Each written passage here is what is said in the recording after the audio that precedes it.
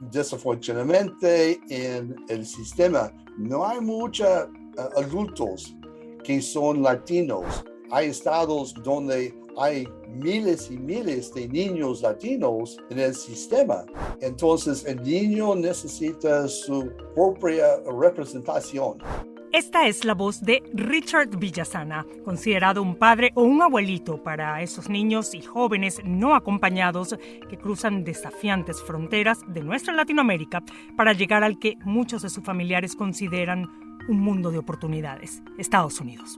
Richard es el fundador de Forever Home for Foster Kids y eso se traduce a 3 décadas guiando a niños desubicados, emocionales y, claro, geográficamente, a encontrar a sus familias biológicas inmediatas aquí en el país o a encontrarles una casa forever, para siempre, en Estados Unidos. Experto en temas de inmigración, adopción internacional y el sistema de cuidado temporal en Estados Unidos conocido como Foster Care. Y así comenzamos aquí en Xiomara en 360 a compartir información para concientizar este mes nacional de la adopción a todas las personas interesadas en el tema. Y aquí mi conversación con él.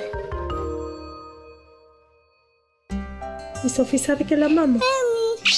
Este es el sonido del amor y este el de la esperanza. Bienvenidos a Xiomara en 360, el podcast. Soy Xiomara González Correa, periodista de la televisión nacional en Estados Unidos. Mi enfoque, contar y reportar historias de carácter social. Mi vida profesional se la dedico a los animales y a los niños. Historias reales, gente real, sonidos que despiertan y motivan. Porque si aprendemos de los más inocentes y auténticos, probablemente nos hacemos más sabios. Vulnerable, algo despistada. Obsesiva y madre adoptiva y de crianza temporal.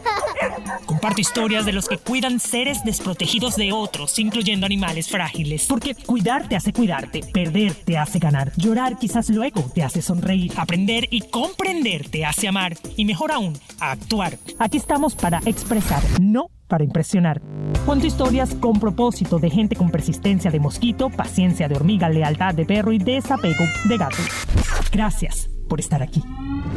Xiomara en 360. I can, you can, we can.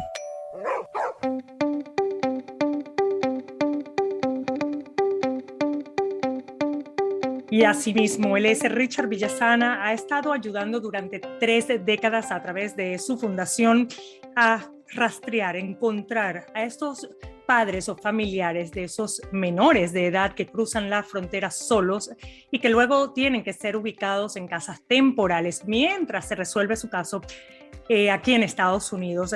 Richard tiene esta organización en San Diego, California. Es una organización inmensa que ha atendido a más de 10,000 casos, o sea, hay más de 10,000 reunificaciones a raíz de su trabajo y de su labor con el gobierno, con agencias, con el esfuerzo de minimizar la entrada de niños al foster care, que como sabemos hay unos 400,000 menores en el foster care, de esos unos 100,000 listos para ser adoptados, pero también su esfuerzo es ayudar a estos menores que sabemos viven en condiciones muchas veces vulnerables, sobre todo emocionalmente, porque no encuentran a esos familiares con los que quisieron venir a reunificarse o a reunirse, pero que pues no han encontrado el camino correcto. Y para eso está Richard, para guiarlos un poco, ayudarlos en esa reunificación.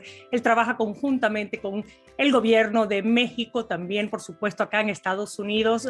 Y pues nada, gracias por estar aquí, Richard.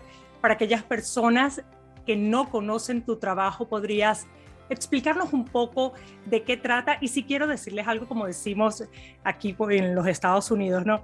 Les voy a dar un disclaimer.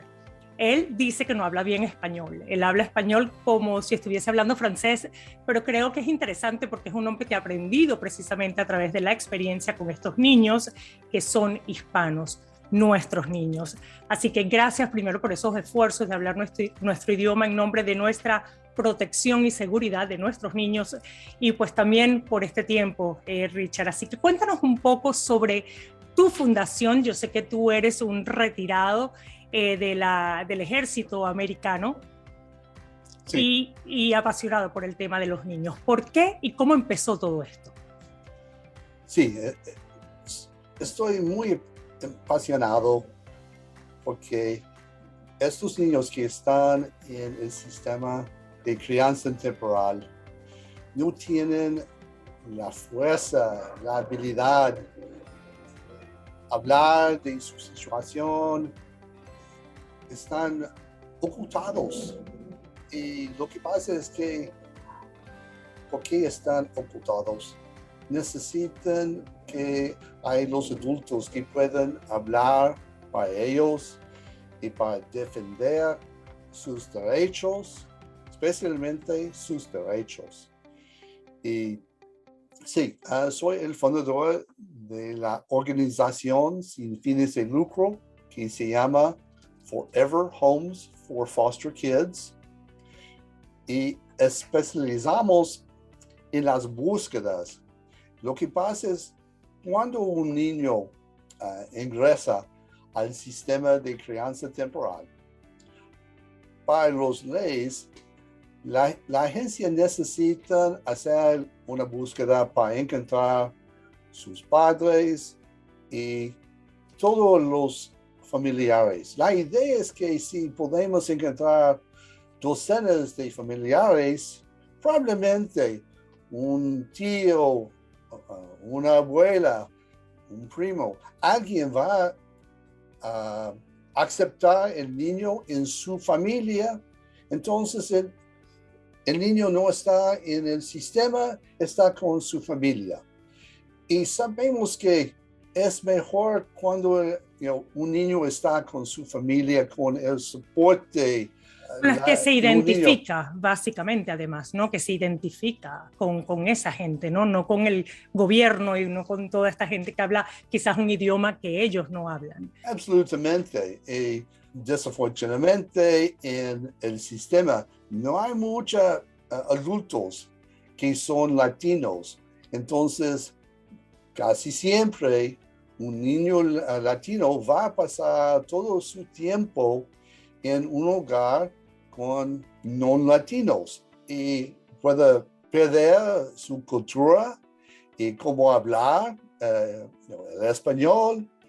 Y es diferente. Y no solo eso, yo me imagino que además de no tener muchos padres de crianza o foster parents certificados que hablen español, también durante el proceso, mientras van buscando dónde ubicarlos, ¿verdad? A qué hogar llevarlos, a qué hogar de crianza, porque no encontraron a los familiares.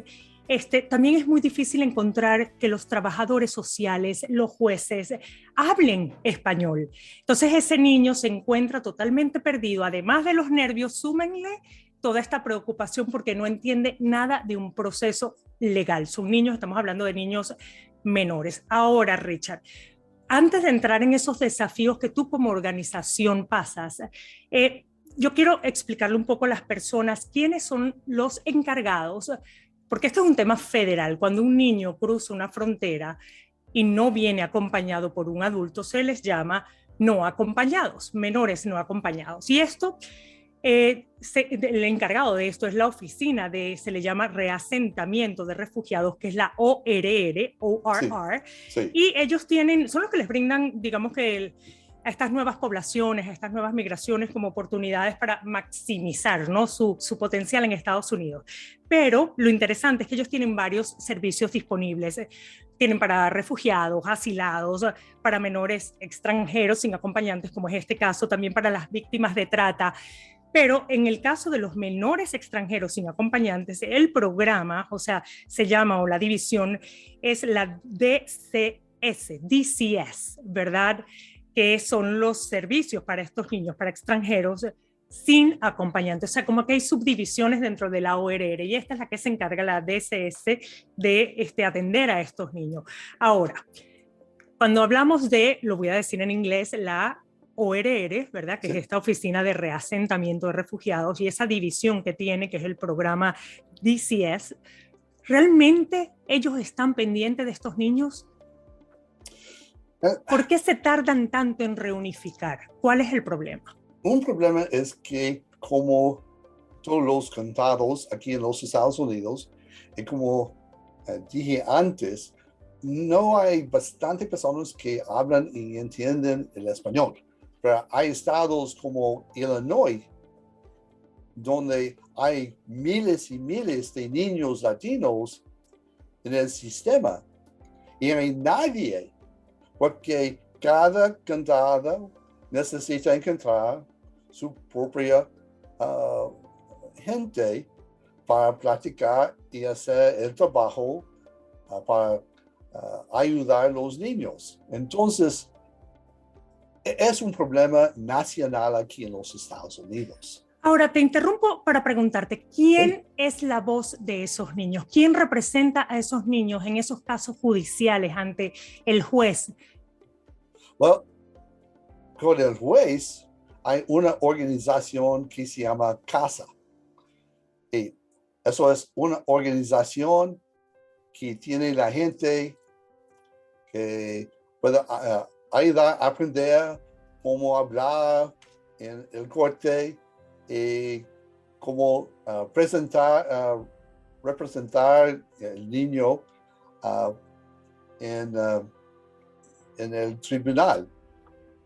¿Ellos educan a los foster parents, a los padres de crianza, esta organización? Es esa parte de los padres de crianza temporal, esa parte. Normalmente, todo depende porque un padre de crianza temporal puede tener una agenda diferente del niño. Entonces, el niño necesita su propia representación. Y esa representación entonces sería un adulto de organizaciones como CASA, es CASA, lo que me dices, ok, porque es un niño menor de edad, ese niño si tiene 7 años quizás no sabe ni siquiera lo que es la ley. Entonces es muy, además, digo de nuevo, vamos a sumarle el miedo, el temor, la angustia de no saber si volverá a ver a sus padres, a sus hermanos. Es un proceso muy complicado. Ahora, en el caso de la reunificación, tu papel, ¿verdad? Que has hasta escrito un libro para educar a las personas, ¿verdad? Para que entiendan un poco sobre estos problemas que hay entre inmigración y el foster care. ¿Cuál dirías tú que es el problema que te limita a ti a ayudar a estos menores a reunificarse con sus familiares? Principalmente necesitamos presupuestos que están adecuados. Desafortunadamente, cada estado tiene su propio presupuesto y en casi todos los estados no es adecuado. Tienen miles y miles de niños y no siempre latinos, los niños de todas las partes del estado. Y hay niños que están pasando días en una oficina, no con una familia, o en un hogar como 10, 20 niños y hay 2 o 3 adultos que están allá para dar los cuidados a los niños. No va a pasar. No hay bastante adultos y el tiempo para dar a cada niño la atención y cuidados que necesitan. Eso es un problema. Principalmente, más presupuesto y después necesitamos la educación para cada trabajador que trabaja con los niños, porque hay partes de los Estados Unidos, específicamente en Texas, que la instrucción está como 1 hora. Es todo, 1 hora para saber cómo dar cuidado a un niño que tiene trauma, que tiene miedo, que tiene la experiencia de física o de abuso física o sexual o negligencia. Entonces, los adultos necesitan más instrucciones, más información. Más apoyo también, por supuesto, como bien dices tú. Tenemos que hacer una pausa. Estamos conversando con Richard Villasana. Él es un hombre que fue veterano de la naval, o es veterano de la naval, pero que ahora su misión no está en un campo de batalla, sino un campo de batalla quizás un poco más difícil, que es el emocional por el que están pasando muchos niños del foster care, niños que han cruzado la frontera sin un adulto que los acompañe y ahora son retenidos por el gobierno de Estados Unidos o enviados al foster care. Richard es el fundador de Forever Homes for Foster Kids.org, también por si quieren revisar su página. Regresamos enseguida a Xiomara en 360.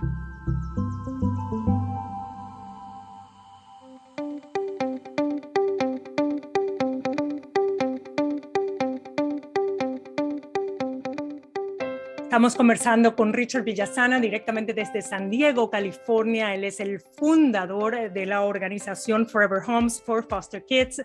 Él intenta reunificar familias, estos niños que han cruzado la frontera con sus familiares biológicos, pero hay muchas limitaciones en esta cruzada, ¿no?, que te toca vivir a diario. Tienes 30 años haciendo esta labor. Ha reunificado aproximadamente a 10,000 familias, si no me equivoco, Richard, 10,000 familias hasta el momento. Más, sí. Hasta más, dice. Él, antes de irnos, él me comentaba algo que me parece muy interesante, obviamente dejando a un lado lo más interesante y poderoso, que es la parte emocional de esos niños que sufren mucho de traumas, están totalmente perdidos, desubicados. Hablamos de que no hablan el idioma, ¿no?, el inglés.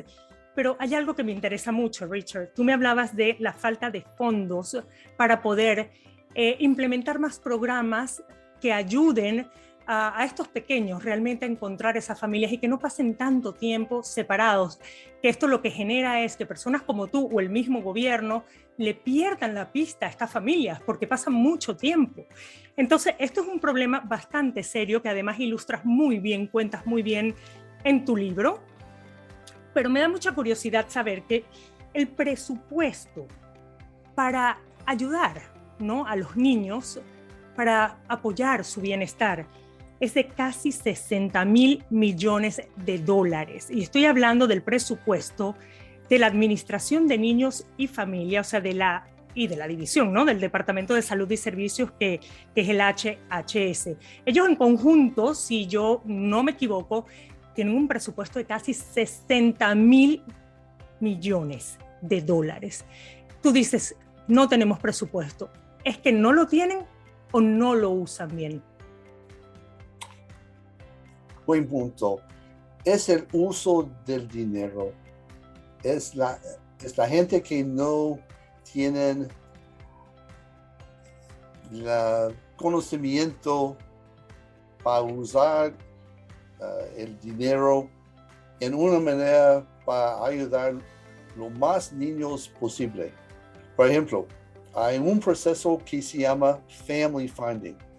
Y eso es un proceso en que las agencias necesitan identificar, localizar y notificar todos los familiares de un niño, todos los abuelos, un padre que no está en el hogar, que está en otra parte, por ejemplo, en México o América Central, no importa.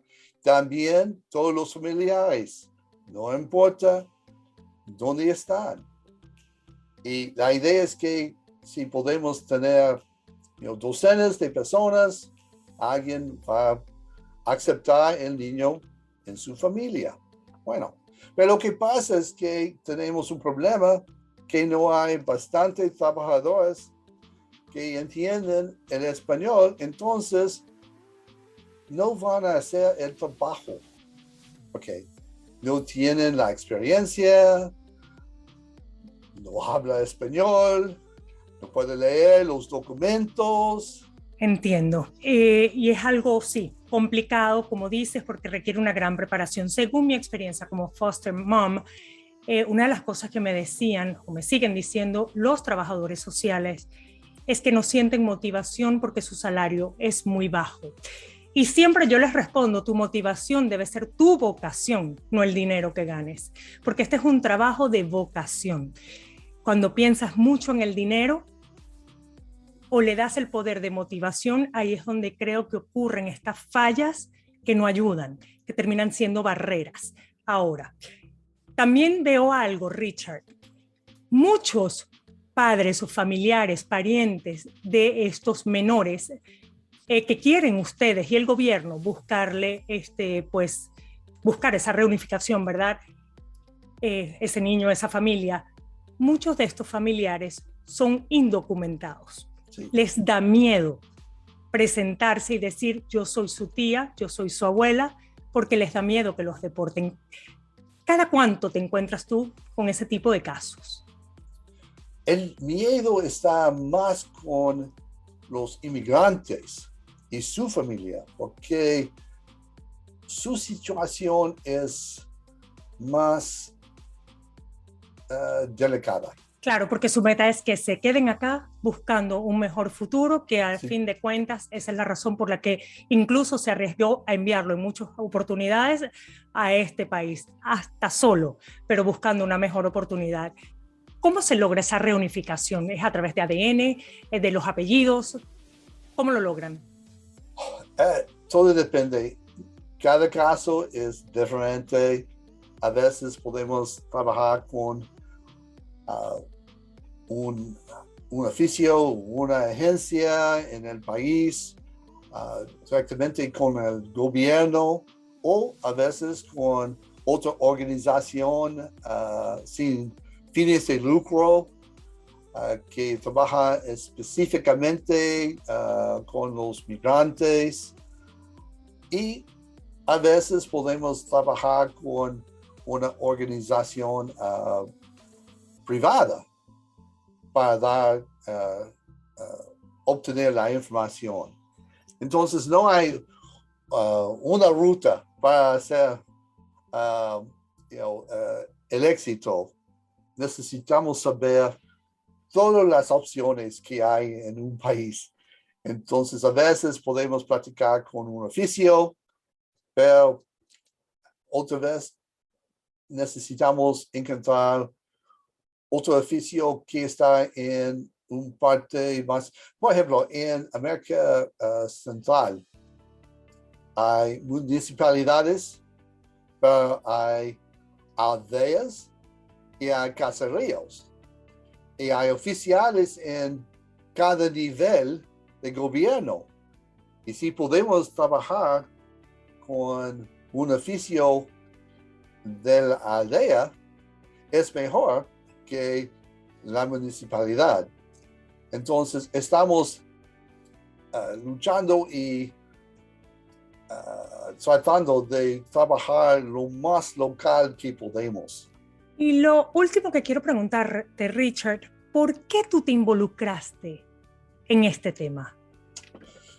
Bueno, soy el más mayor de 9 hijos y tengo un sentido